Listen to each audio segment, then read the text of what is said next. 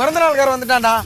Happy birthday to you, happy birthday to you.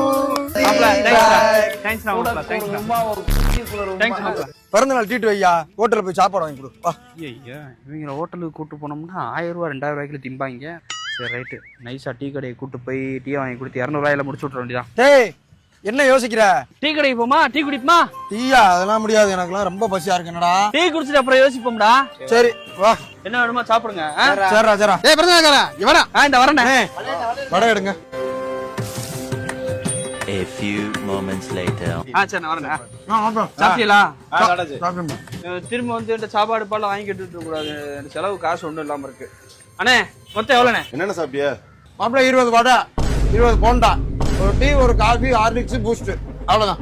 மொத்தமாவா? நான் மட்டும் மாப்பிள்ள. 12 பச்சி, 3 வடை, 7 போண்டா, ஒரு ஹார்லிக்ஸ், ஒரு டீ.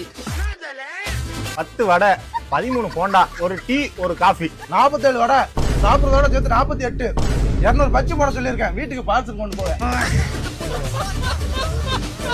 மொத்தம் எவ்வளோ? 3992 ரூபா. அப்புறம் நான் ஒரு வடை எடுத்துக்கிறேன். இந்த வடையோடு சேர்த்து 4000 ரூபானே.